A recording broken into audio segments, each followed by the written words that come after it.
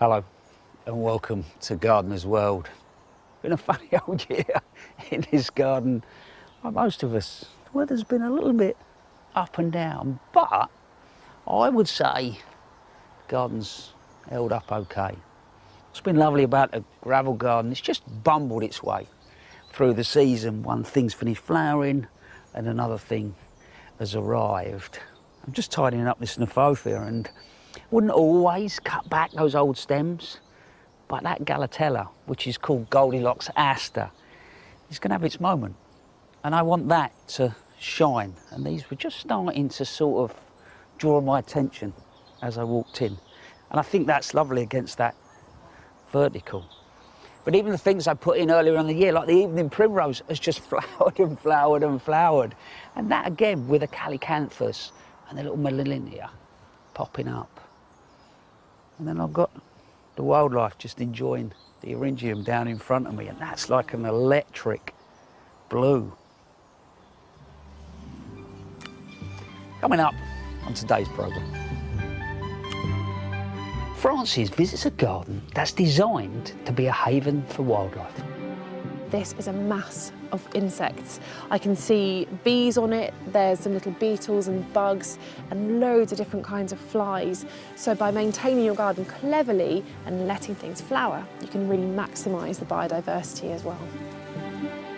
Nick discovers a surprising way to add a touch of the exotic to your garden. This is Phoenix canariensis, and a clue, of course, is in the name. It comes from the Canary Islands. But, surprisingly, I've seen it growing right up in the Midlands, in a sheltered garden, doing really well. We meet a chef turned gardener who is on a mission to make an untrendy vegetable fashionable again. The highlight of the celery in my garden has to be the pink, Chinese pink celery, which looks absolutely fantastic. And I will be adding a focal point using an acer in a container.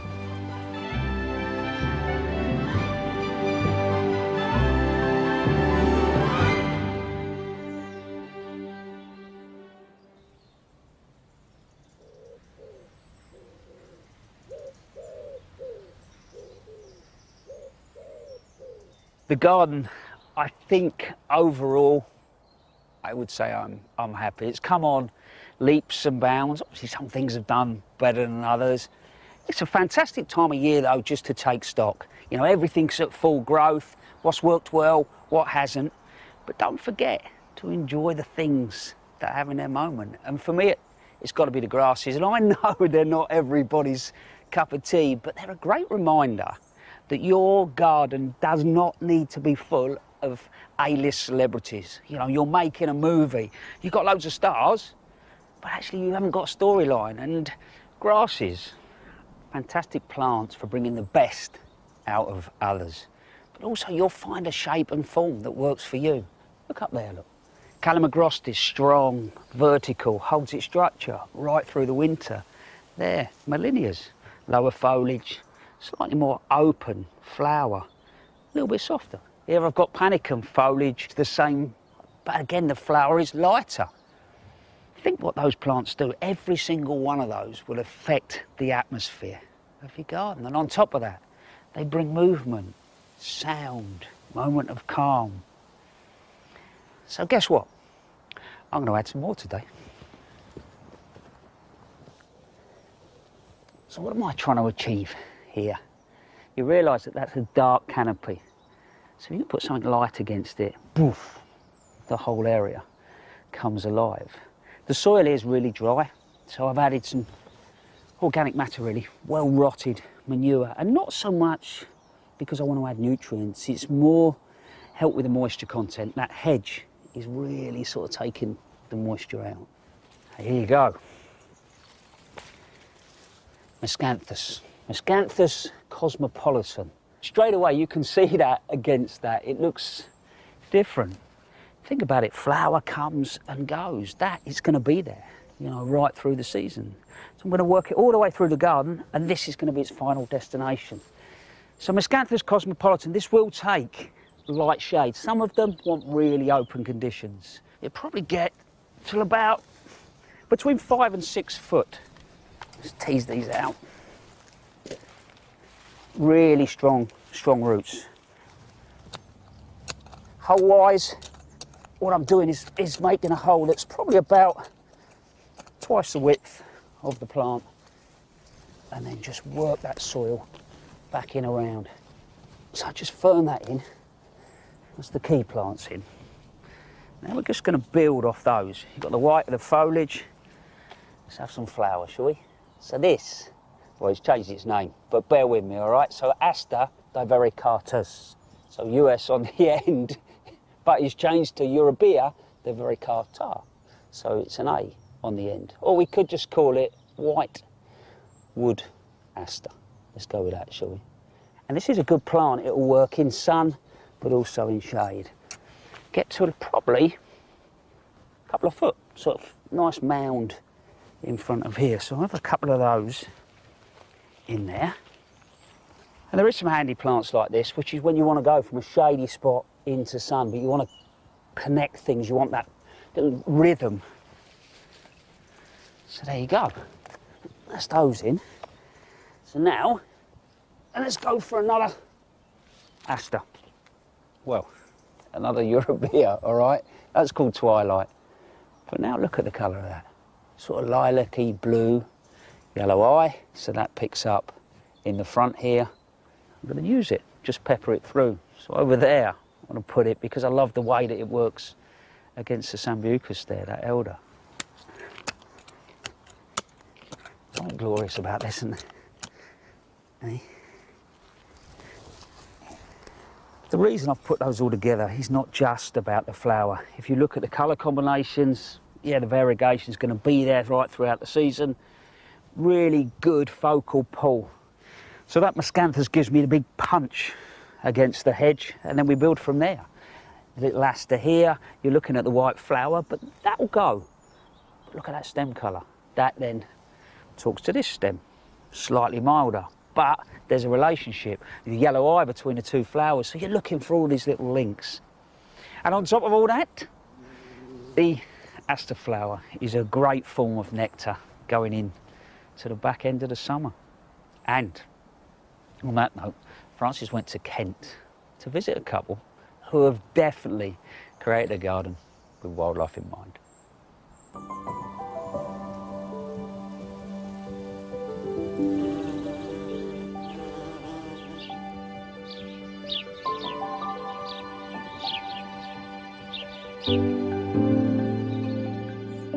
There's nothing I like more than to visit a garden that has been designed for wildlife.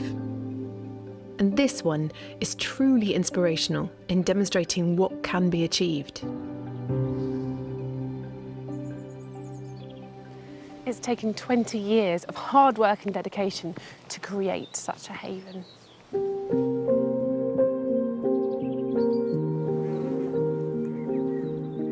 What was an empty and derelict farmyard has been remodelled by Sue and Paul Vate.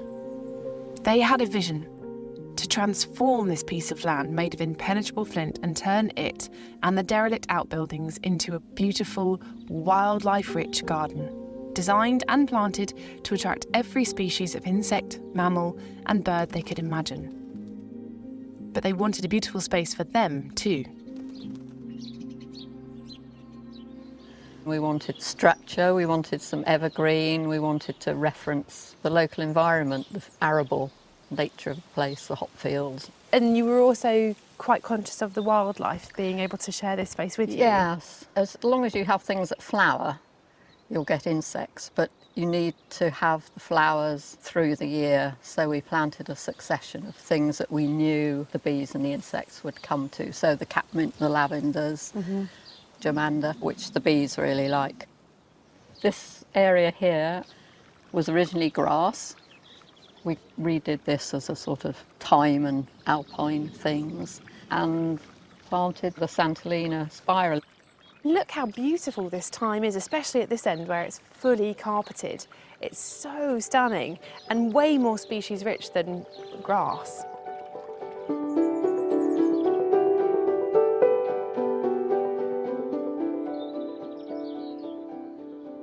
It's very formal here, but you have other spaces as well that are completely informal. We have the vegetable garden, which was laid in raised beds because the ground was very difficult. It was originally just gravelled around the beds, but we planted a few things, and then after that, things just invited themselves in. Creatures or plants? Plants. Well, the plants come and then the creatures come. And also the same thing has happened here, so it's gone a bit fuzzy around the edges where things have self-seeded.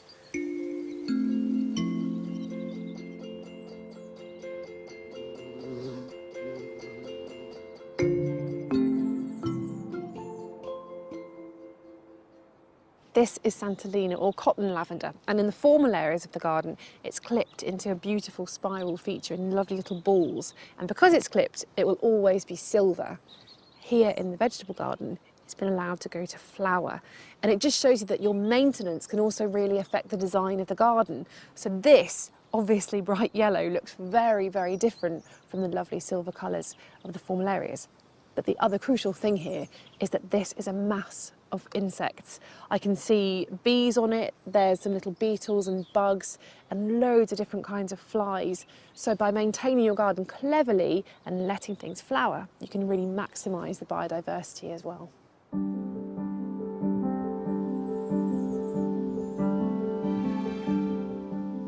As you leave the house and veg garden behind and step into the wildflower meadow, biodiversity is still what drives the planting. There wasn't anything here at all other than raised grass, and so we took up the same theme as in the courtyard, namely to have nectar-rich flowers for all the bees and butterflies. So basically it was a model of trying to get a 24/7 fast food outlet for anything that flew by. The birds and the reptiles and the amphibians all follow. In September, the meadow is cut and the grass raked up into little mounds to provide a refuge for voles and mice. Wood piles are built for insects, spiders and other invertebrates. And butterflies, like the speckled wood, thrive in the shade of some native trees. We've designed the garden so there are little surprises. I hope that when you walk around a corner, something new props up that you weren't expecting. Paul said that he likes the garden to be full of surprises, and it certainly is. I came down here expecting to see wildflower meadow, and actually it's a huge area of prairie-style herbaceous perennials with Nortia and Perovskia and ornamental grasses. It's just not what you expect to see at the far end of the garden, but it is absolutely stunning.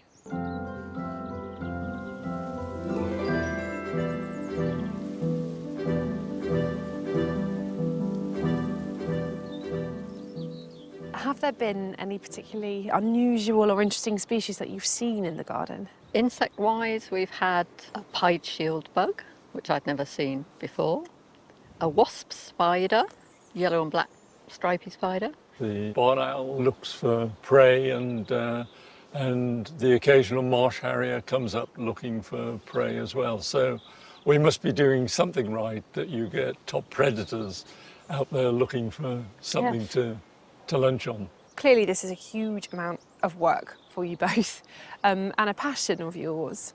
But is it worth all of this effort, do you think? We're very privileged to be able to be out with nature all the time and seeing how it works. And the closer you get, the more enjoyable your life, basically. It's so to be able to do this all the time, really, to be retired in inverted commas. Retired and probably busier than ever. I work 24 hours a day doing gardening.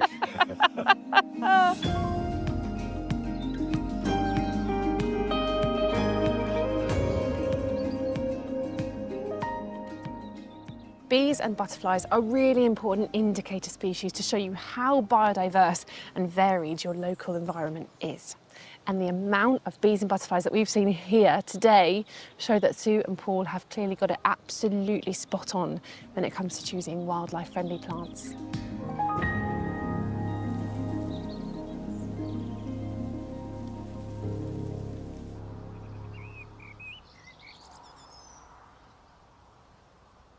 that was some garden. That relationship with nature, and we all know how important that is. This has worked well. Remember this? Old galvanised tank that I turned into a water feature earlier on in the year. Since then, I've added some watercress, which wasn't very happy when I put it in. It sort of went yellow. I tidied it up. I thought it was going to curl up and move on, but no, it's come back and it's alive. And a couple of days it cleared up and it's been like that ever since. And we've had dragonflies come in and use it, you know. And it's been great. Little wasps just come in. Just having a drink. And away it goes. There you go. Now, it's time for one of your films. And you could say that this woman is away with the fairies.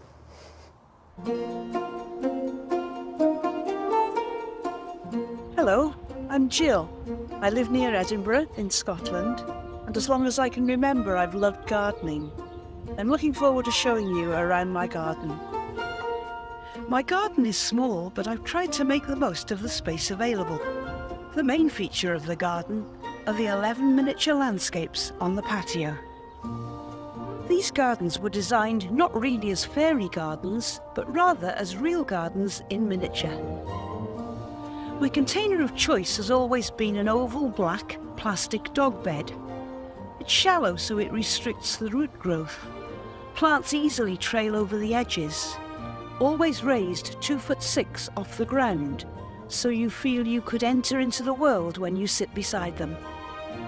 The first 3 of the gardens are country cottage gardens. This country cottage even has its own potting shed. Then in the corner, a completely different landscape. Welcome to Shell Cottage by the sea. But my favourite landscape of all has to be my Japanese garden. I use a lot of alpine plants that have small leaves and small flowers and are evergreen. Dwarf conifers, dwarf rhododendron.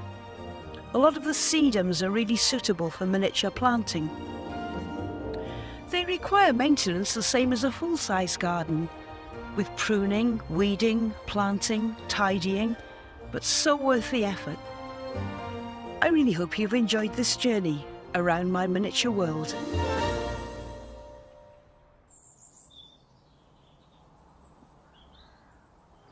Jill, they are absolutely delightful. If I had to pick a favourite, it would be the one with the potting shed. I thought that was really cool.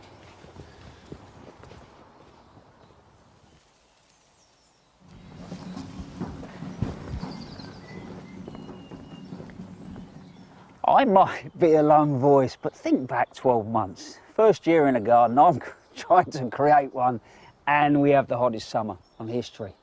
For me, it was a nightmare. Whereas this year, I live in a dry part of the country. I've had a fair amount of rain. I've had a few glorious days, and the veg garden seems to have loved it. Yeah, I've had a few casualties, but on a whole, it's worked really well. Growth rates have been superb. But if I've got one area that is my favourite, it's my mini ornamental kitchen garden. Look at the dahlias, the agastache, the lime balms, and it's interplanted with beans, spinaches, and interestingly, even my sacrificial broccolis, they're working. Things are coming and chewing, and they're leaving other things alone. Right, let's roll back. Late March, I put 3 potatoes in the bottom of this bucket. Let's see how many they've multiplied. Hey, you either get to laugh or I can celebrate. Hey, it's like the crown jewels. Look at those. That's not bad, is it? So they're red Duke of Yorks, real heritage, but family favourite. So all I've done is put 3 in the bottom. As the foliage has grown, I've buried it again, just leaving a little bit sticking out the top. Kept doing that. I've watered them 2 or 3 times, I think, through the whole season. And now I've ended up with 20 plus potatoes. And I know some people would say, yeah, but they don't cost very much down the supermarket for a bag of potatoes, and I get that to a point. But I also think that you're missing the point, because they will be the best potatoes that my family has eaten this year, and that, for me, is what it's all about. I'll have a sift through this compost to see if I can find any more hidden jewels. We're off to Hampshire to meet Mitch McCulloch, who I think seems to love growing vegetables as much as me.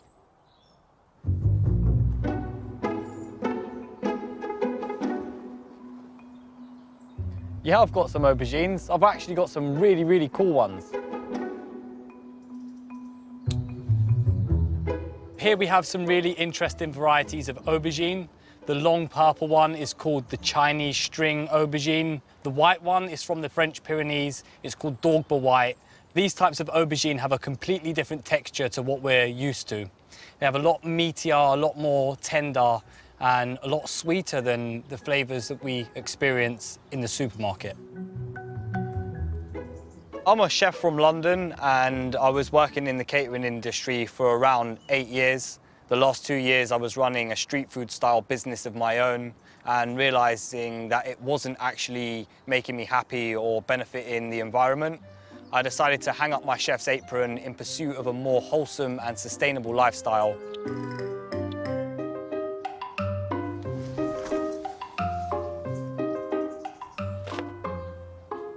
You know, my garden is mainly about growing food which is really unusual, or the stuff which you can't usually find in the supermarkets. And that's really important for me, because being a chef, I'm 100% motivated by the flavour sensation. When cooking aubergine, the biggest thing to remember is to salt them before you start cooking them. So cut up your aubergines. I like to cut them up nice and chunky, and then give them a sprinkle with sea salt. Let that sea salt draw out some of that moisture before you start cooking them, and that's going to make them extra tender and extra tasty and seasoned throughout. After a little bit of moving around, I finally settled down here on the south coast, just on the edge of the ancient woodlands of the New Forest. And I've set up a garden which is 14 by 14 metres, which is the size of the average UK back garden. My garden is 100% organic, totally chemical and pesticide free. I grow using the no-dig method, which is a pre-industrial farming technique, and we feed the soil with a surface mulch of compost.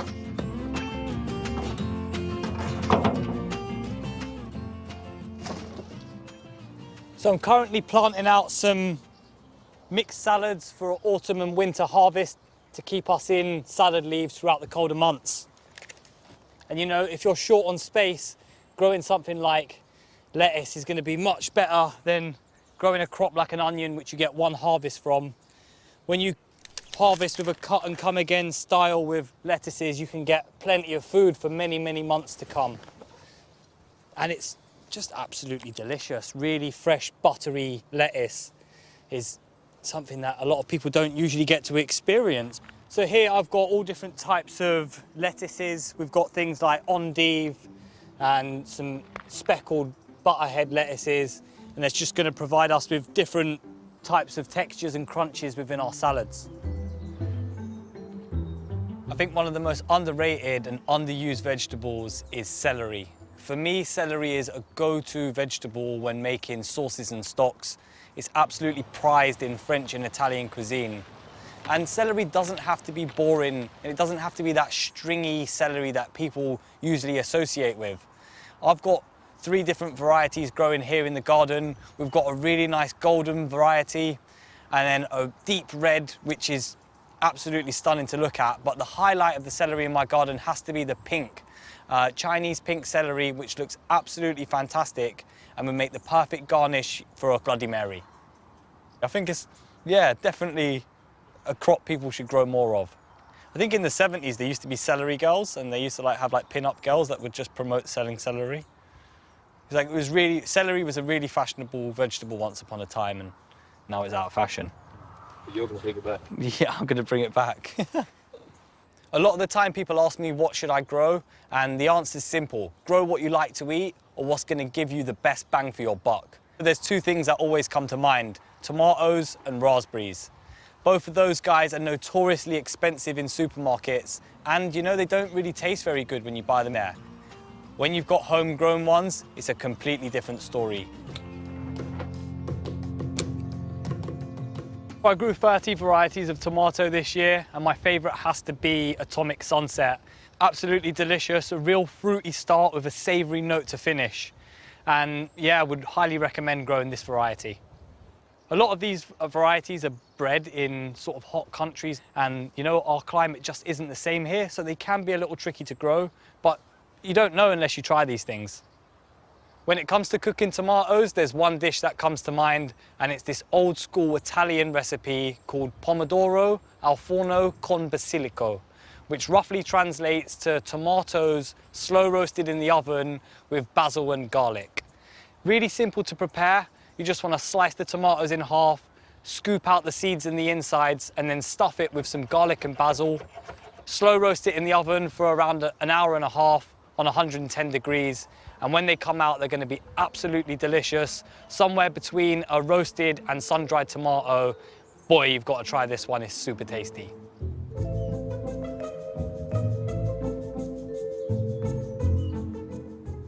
It's all about trying to bring in different flavours from all around the world and shortening our food miles. If I can use UK-grown lemongrass rather than heading to the supermarket and buying some which has been flown over thousands of miles, well then I'm actually doing my bit for the environment, but still being able to enjoy some of these tropical plants. When it comes to propagation, 95% of the plants in this garden were grown from seed, so I've actually handled every single seed in this garden.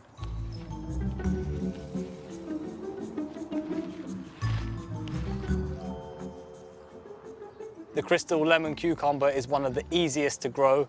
It's really productive and produces lots of fruit. The one thing I would say is it can be quite vigorous when you grow it. It does have a tendency to sprawl, so you will need to train this guy. Taste-wise, this provides a lot more of a saltier, savoury kick. So when they're a little bit older like this and they have this sort of tough, russeted skin, I would recommend peeling these and then just eating them raw like a normal cucumber. But if you wanted to be a little bit more experimental, cut them into a nice thick steak and grill. Grilling cucumber is something that not a lot of people are used to eating in this country, but it's absolutely delicious, and I would highly recommend trying some grilled cucumber.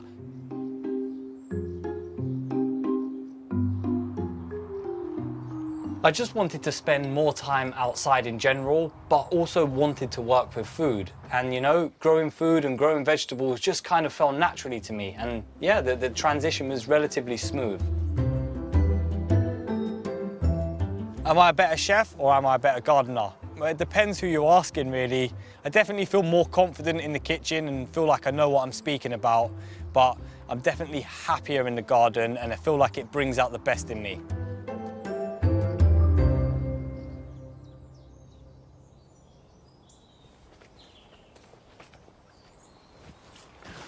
Mitch, I'm with you every step of the way. Bring back the celery. Right, take you back to June. I did an experiment with mine. I planted this lot in a sort of a mud pit. Massive gamble because, as we know, it's dry around here. But then, July, the heavens opened and it really got his feet in. It might not be as good as Mitch's, but hey, I'll take that. Yeah, it's called Loretta, all right? It's self-blanching, but I think that's not a bad return, obviously. And yes, all right, I took that gamble and it paid off because of the July, but I think also the fact I've got all this planting around really helps hold that moisture in there. So for me, I think this could be the way to grow celery. Hello, mate. I know, he's joined us at last. Come and say hello. This, for me, was another experiment. It's asparagus pea. But look at it. That is absolutely beautiful. Probably put those in about 8 weeks ago. Bought them as small, sort of 9 centimetre plants, and they've really flown. They're called the asparagus pea because, see these little pods, that's what you eat. And by all accounts, they taste of asparagus. I'm not 100% convinced about that. What I have found though, if you leave them too long, they get a bit leathery and a bit chewy. But if you do them just over an inch, put them in, saute them, they taste really good. Still to come on today's programme. We visit a gardener who's transformed a sloping site into a haven for all the family. I think gardening on a slope presents a really great opportunity to create a really interesting space. For us, it's almost allowed this space by here to almost feel like a sunken garden, and it provides quite a lot of privacy and sort of screening because we've dug into the slope.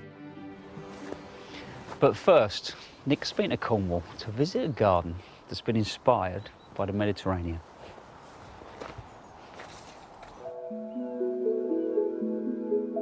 Perched on a hillside overlooking the sea, this feels like the perfect holiday destination.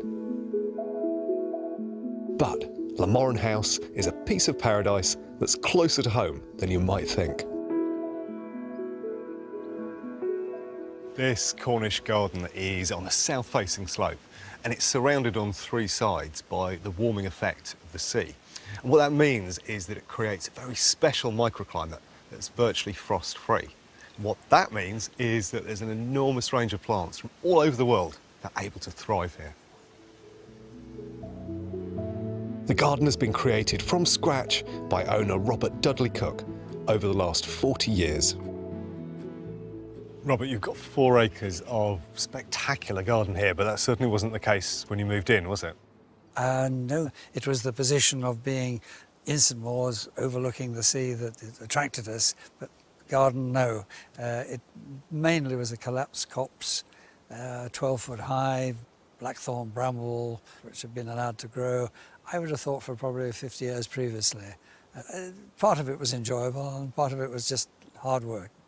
We cleared away the garden, we planted the outer shelter belts and the inner shelter belts, and we've created a microclimate from that. But in truth, the last frost we had was in 1987.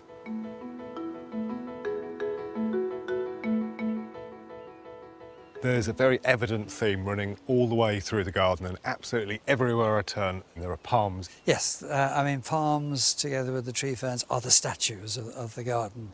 You're delineating pathways by putting palms close to those palm edges. Yes, a collection has gradually grown over the years. Of course, you become more and more adventurous. You know, if I can grow this, can I grow that? It's the collection of palms that I really want to have a look at. There are around 40 different species from around the world growing here. There are 2 different forms of palm you'll come across. Fan palms, like this, broadly grouped together. Of course, a sort of palmate form to the leaf. And then feather palms, like this, which of course have a feather-like form. And the one key thing to keeping any of these palms happy is to grow them in a sheltered position in the garden where they're away from cold, drying winds, and there they'll thrive.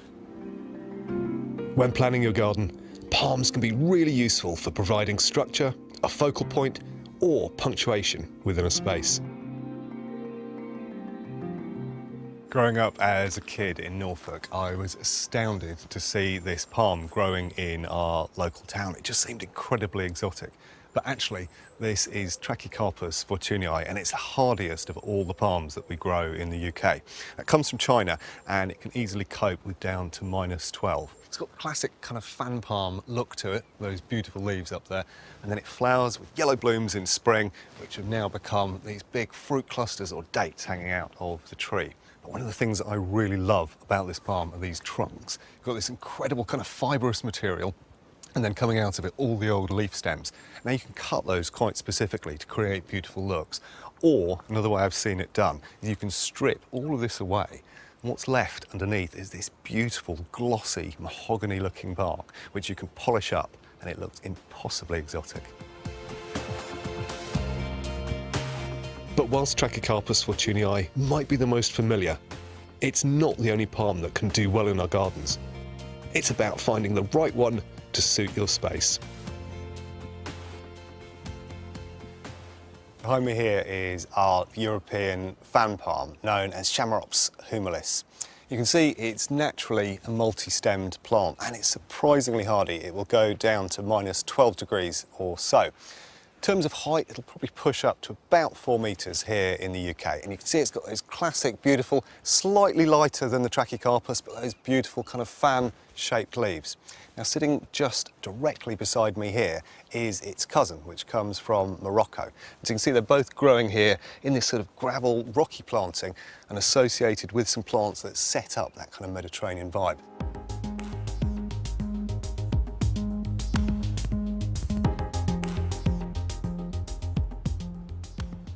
This is Phoenix canariensis, and a clue, of course, is in the name. It comes from the Canary Islands, but surprisingly, it will grow here in the UK. Now, it can cope with down to about -6. That said, I've seen it growing right up in the Midlands in a sheltered garden, doing really well. But I think one of the things that makes this palm particularly special for me is the fact that this leaf basis effectively acts as a seed tray, the perfect place for germinating seedlings to appear. And so you can see there's a little bit of Crassula ovata, or money plant, that's appeared just there. So you've not just got a spectacular palm, you've also got a dramatic seedbed as well. Palms might not seem like the most obvious thing to grow here on the British Isles, but actually if you choose the right hardy forms, they can do extremely well in southern Britain, in the southeast, and even in the Midlands. So if you fancy adding a reminder of your holidays overseas or adding a touch of the tropics to your garden, consider adding a hardy palm.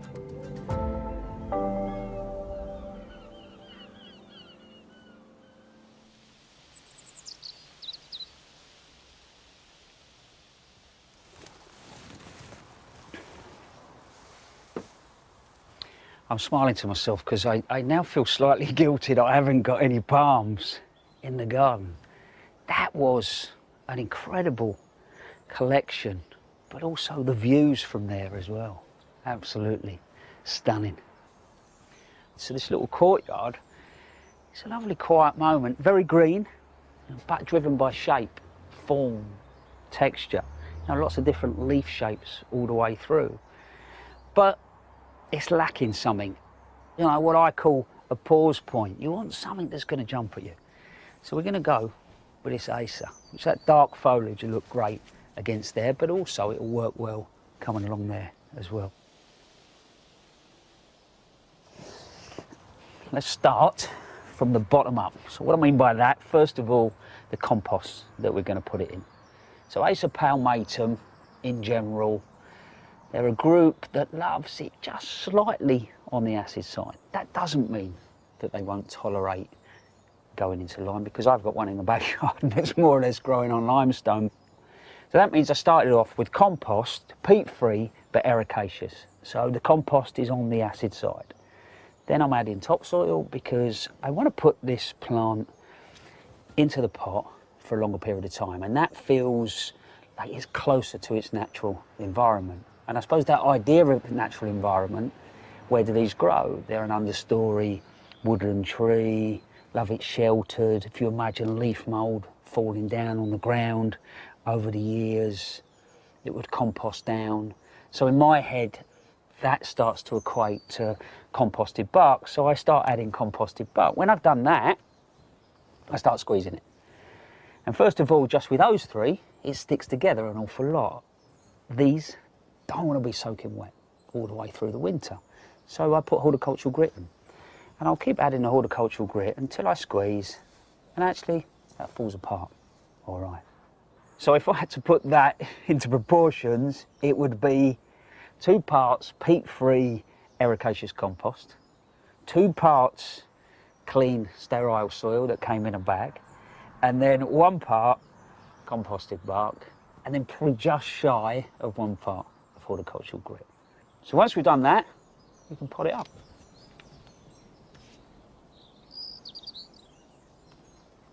I've got a bit of crock in there, but the moisture can leave it. So as far as the pot size is concerned, I've allowed roughly, I suppose, probably about 2 inches bigger than the root ball. Let's just check that for level. And yeah, that's fine. Height-wise, we're all right. But this plant's grafted, so you can see just there, the root ball different to the top. That never, ever wants to be below the ground. So when you're thinking about where you're going to place these, you know, you don't want the pot baking midsummer. So what's quite nice here is the area's dapple shade, so it will get some sunlight, but nothing too harsh. Because actually the red varieties, so the darker varieties, do like a little bit of sun. Too much shade, they go green. But a lot of the greener varieties, you know, they prefer slightly shadier conditions. It does not like driving, freezing cold winds. So me, the northeasterlies come that way. You know, the hedge is going to filter it. What I might do is just finish that off with a little bit of composted bark, give it a good watering in. And if I need to, you know, I might give it an acid feed next year, but, you know, keep it watered over the next few weeks. But then in the winter, back off. I think in reality, that's really quite simple. You've got that blend of all those different greens and textures and finishes, and just to put a highlight just catches your attention. And I think it works. So all we've got to do now is give it a good watering in. Now it's time for one of your films, and we're going to meet a gardener who likes to bring a splash of colour to his neighbourhood.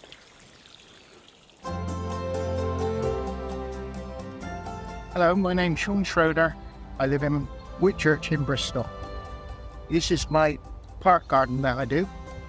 My garden is in 3 parts: the park garden, the front garden and the back garden. This is the main front garden flower wall. It's made up with hanging baskets, pots and tubs. I do over 200 pots, tubs and baskets. Mostly grow petunias, but also calabachoas, geraniums, lobelia, begonias. I like a good range. Start a lot of the bedding off by seed. I propagate cuttings. I took over 500 cuttings and used in this year's display.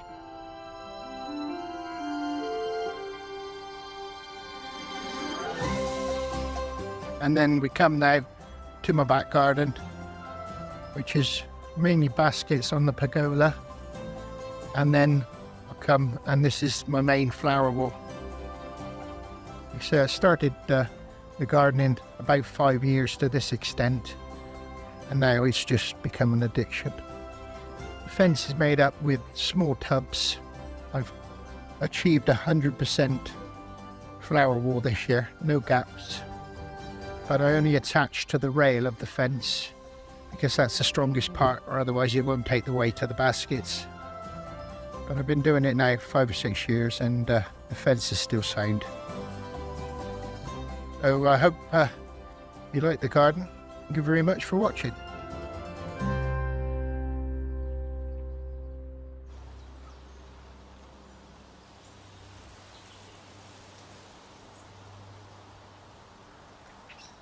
Sean, I take my hat off to you.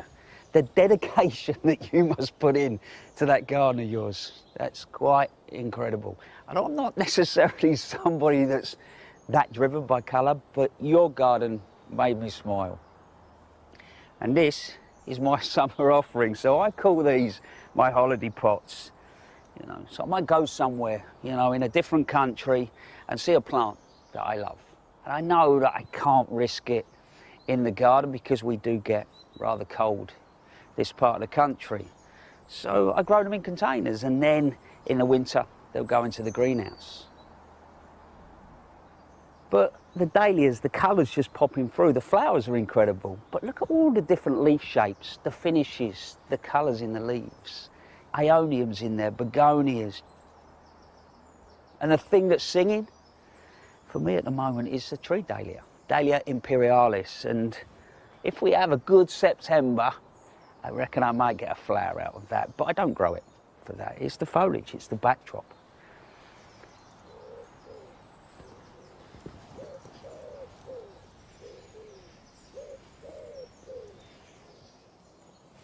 Thinking about holidays, if I remember rightly, it was the first time I saw this plant. And I know it doesn't actually look like a plant at the moment, but that is Delphinium recuenii, which is a biannual delphinium. Wonderful, gets to, well, I saw it was just over 2 foot, beautiful, soft blue flowers. When I got home from the holiday, I was looking for it, and I reckon I must have been looking for it for about 2 years. And strangely enough, in a local nursery, I just came across it and just brought it home. I planted it in the spring, and I thought it would, because it's biannual, it would just grow. You know, it would form this year, and then in reality, flower next year, and boom, you know, we could really celebrate. And then I would be collecting the seed. But no, I planted it, it must have got stressed, and then laid down and started flowering. So, plan B is it means that I've now got a load of seed, and they are really spot on ripe to collect. So you're going to do this in your garden, make sure, nice dry day. And I'm just going to clip them and put them in a little envelope. This could be a paper bag. I wouldn't do it with plastic. And then those, I will sow those, get them going in the greenhouse and plant them out next spring. Remember though, label them up, because if you're anything like me, you get there and then you're looking for all the seeds you've collected and go, actually, what was that? What was that? But I don't just leave it at that. The other thing I do is cut some seed, what I call the special plants, all right? And I put them in my pocket. And then when I'm gardening away, all of a sudden, the hand goes in the pocket, I've got something, oh, actually, oh yeah, that's that delphinium, or that might work here. And I just spread it around.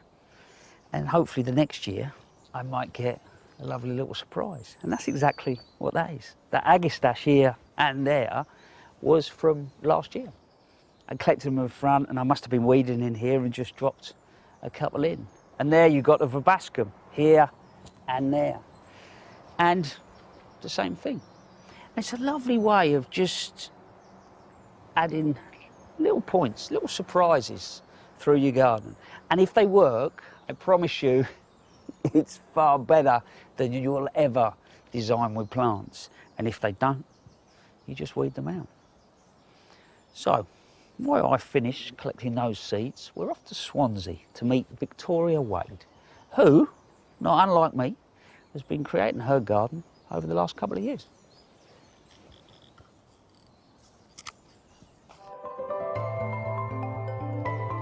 For me, a garden should really be a place for living in, not just for looking at through the window. It's a space that wants to draw you out and really encourage you to spend time out there. For us, that's all about entertaining our friends and family out here. When we moved in, the garden was basically sort of sloping lawn. We've essentially created terraces because it's probably about a 4-metre level change from top to bottom. We've moved quite a lot of earth and created these sort of separate rooms. The garden is south-facing plot. It's quite narrow and long. It's about 50 metres long and about 12 metres wide.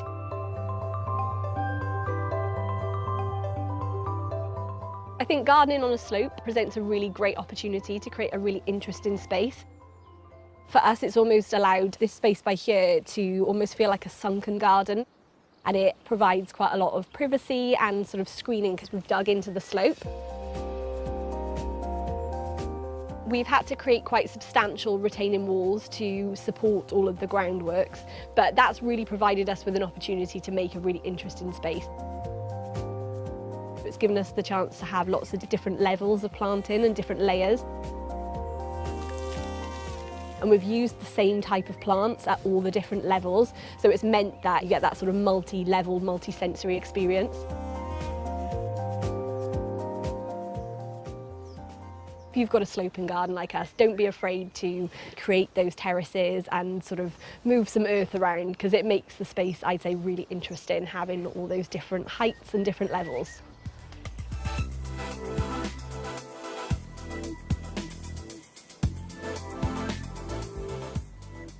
The green roof was a bit of an experiment. Lots of the plants we used are commonly used on a green roof, and some of them we wanted to just play around and see what would work up there. So we've used some of the plants that we have in the rest of the garden too. And we've been quite surprised with what has really thrived. We've got lots of herbs up there and lots of little succulents as well. So it's been a really, really fun experiment. The lower terrace of the garden is the real social space. We've got our outdoor kitchen and a seating area by here, and then it leads you through into a dining space as well. This is where we love to have parties and host our friends and family, and it can accommodate loads of people, so it's really, really good fun. We have 2 ponds in the garden.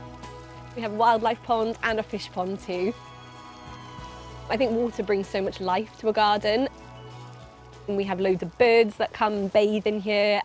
We've got tadpoles this year, which is really exciting. Our little girl has absolutely loved coming and checking on them every day. And we've raised the pond up to make it a little bit safer for her, so that we don't have to worry about kind of her falling in. Being at this level as well, it's kind of really lovely to bring the water up through at the eye level as a really nice different perspective. We've kept our planting palette relatively simple in this space. I think the temptation is to try and stuff lots of different plants in. Particularly as a garden designer, I absolutely love my plants, but I've tried to be fairly restrained with the palette here, as not to clutter the space, and so that there's a really nice continuity. The planting in the garden is all quite wild. I absolutely adore naturalistic style plantings. Using the same plants throughout the space has helped link all the different areas together. So we've used the erigerons throughout the whole garden, we've used the Hackanachoa, and then we've connected it as well with the silver birch trees. I love the way that the wild planting kind of flops over the edge of the paving and helps soften the hard landscaping, and I think it just really helps anchor it into its setting.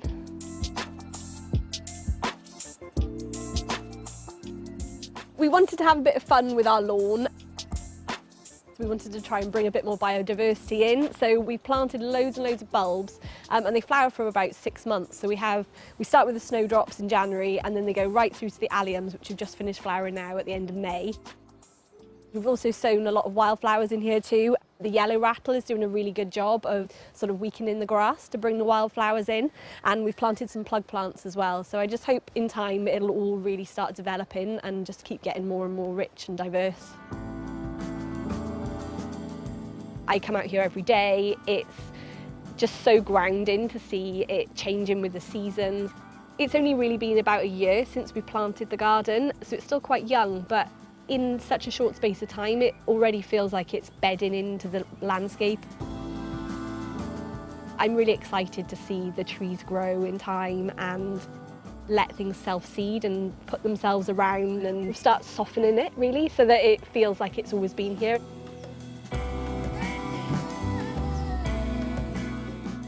We love spending time out here. It just works really well for our family.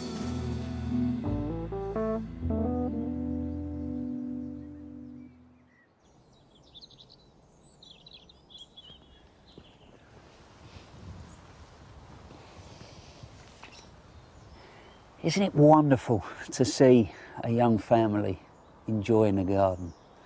You know, little one's going to grow up and hopefully have that connection to the outside world. And also, for obvious reasons, I loved Victoria's mini meadow. This is mine. I think it's all right. But think back to March when I laid it. I said it was an experiment, and it definitely was. Initially, it rooted and it grew like mad. And getting the timing right of that cutting, because I didn't want it to be a massive high meadow, so I wanted to cut early on. Anyway, I let it go too long, cut it. We had some dry weather, it went brown. I thought that was it.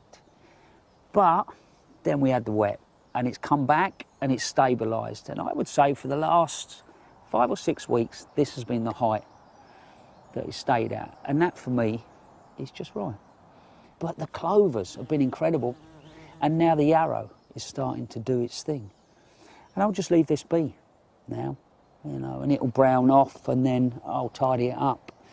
But the other thing that I want to do to this, which Victoria's done, is add some bulbs. You know, maybe some native daffs or even something like Tulip sylvestris, which again is another native. But that is something I'm going to do over the next few weeks. It's something you could be doing at the weekend.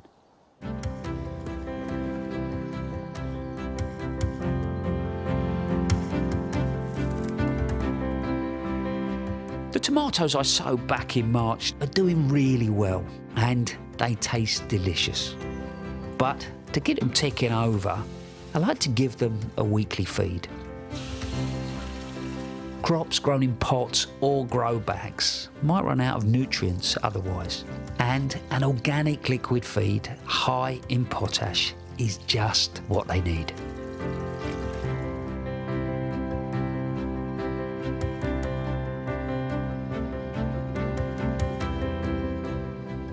If your lawn has developed the odd bare patch here and there, September is a good time to repair it while the soil is still warm. Simply remove the dead turf along with any stones or weeds and work in some fresh soil or compost.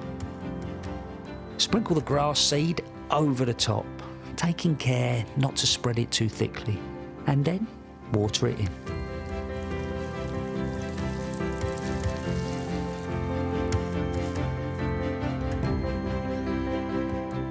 This is a good time of year to take stock of your borders and decide what needs moving or dividing at a later date. You could take photos or jot down a few notes, but a system that works well for me is to stick a bamboo cane into the soil as a visual reminder.